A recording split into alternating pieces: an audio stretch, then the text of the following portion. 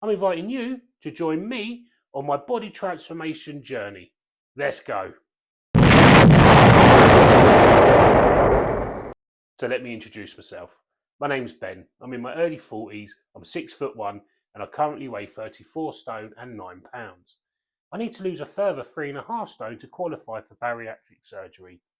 I'm inviting you along on the journey so you can experience my highs and my lows and witness my progression as I go from this to, well, who knows? So let's get the embarrassing bit out of the way. Here's a clip of me in all my glory and a backstory. So how did I get here? Don't pull out the violins. This isn't a pity party.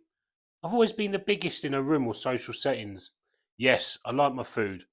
However, throughout all my adult life, I've managed to keep my weight between 24 and 26 stone. That all started to change about 2.5 years ago.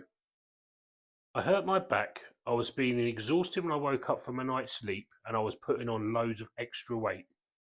Quite rightly, I got myself down to the doctors. We had a long old conversation about what was going on. She got me booked in for some blood tests. I waited eagerly for the blood results to come back. Just a day or two later, I woke up with a right squeaky bum moment. I felt like someone was poking me through the back into my heart with a cold poker. I couldn't catch my breath. I was struggling and I was panicking. My brother took me to A&E, and after rigorous tests and seeing a specialist, they told me that my heart at the top is just pumping a bit quicker than the bit at the bottom. So they prescribed me some beta blockers, which I'm currently on today. Devastatingly, while this was all going on, I lost my mother. After a few weeks, I went back to work. I still wasn't right in myself. I'd heard back from the doctor about the blood tests. It turns out I have a very underactive thyroid. Usually they throw medication at the thyroid issue. However, that medication can have serious complications to people who have the same heart issue that I have. Then to rub salt in the wound, work decided to make everyone redundant. With this news, and still suffering with the grief of losing my mother, feeling exhausted all the time and having a bad back, I ended up just breaking and locking myself away from society. Weight kept piling on. I was getting depressed. Turns out the reason I was feeling exhausted all the time is because I was suffering with sleep apnea. Another reason that I may have been putting on excessive weight. Things got really bad and out of control. I couldn't even walk to the bin area from my front door, which is only 40 metres away, without sounding like a pregnant woman giving birth, whilst even still struggling to breathe. My back was in pieces. Every step forward, I was in absolute agony. I made the decision. I got on the phone. I made an appointment to see the doctor again. The doctor and I had an open and frank conversation about my health issues, and together we both decided that the best step forward was for me to take part in an NHS Tier 3 healthy lifestyle and eating programme. Before I started that programme, I was 42 stone, and once the referral came through and I started participating, I was 39.2 stone. When I completed that programme, I was 36 stone and 10 pounds, which meant I'd lost enough weight to be referred to the Tier 4 bariatric team. When I went for my introduction meeting with the bariatric team, obviously we had to be weighed, and to my shock and horror, I put a few pounds on.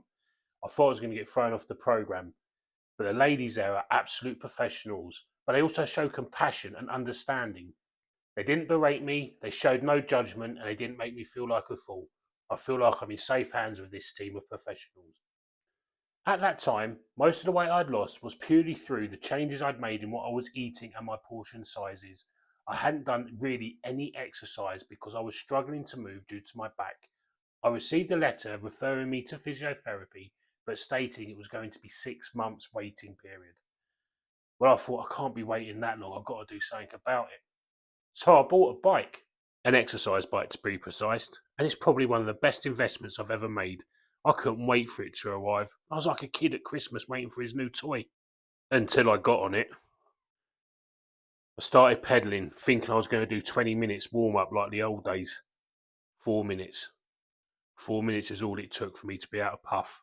I could barely sit upright in the seat, and I was dripping wet, like I was standing under a shower. I wiped myself down and went and laid on the bed, disappointed and shamed. Only 4 minutes. What a waste of time.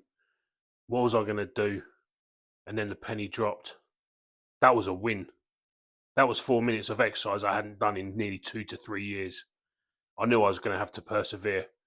If I wanted to get better and I wanted to change my life around, I had to start somewhere, and this was it. After a few weeks, I managed to start going from 4 minutes to 7 minutes, 7 minutes to 10. Currently, I'm on 14 minutes. And the good news, I've started physio. I'm walking around a little bit better, but I still have a lot of work to do on my back. But what that's enabled me to do is start doing a few more exercises at home, which include using this medicine ball that my sister kindly bought for me from a charity shop. As you can see, most of my exercises are whilst I sit down, but I am persevering and starting to stand. Thanks to physiotherapy, my back is getting stronger, but it still needs a lot of work. I'm managing to walk a little bit further all the time. My main problem is being able to breathe, but I'm working on it. Recently, I've started using Monjaro, and I'm finding it a fantastic slimming aid.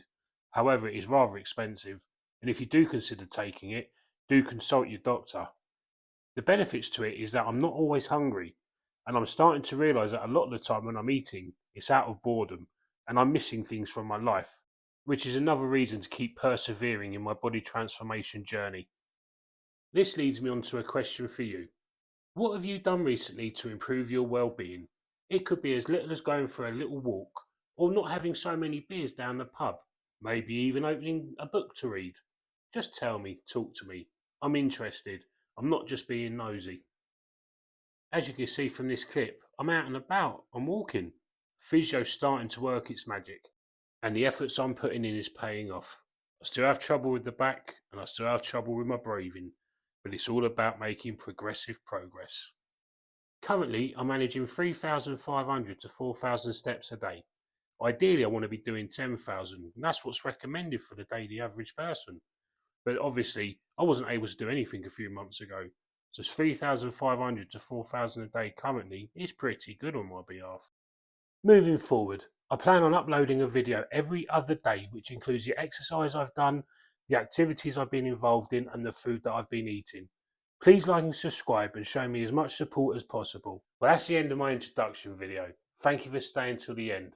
I'm sure you would appreciate that. It was my first time making a video, a little bit ropey in places.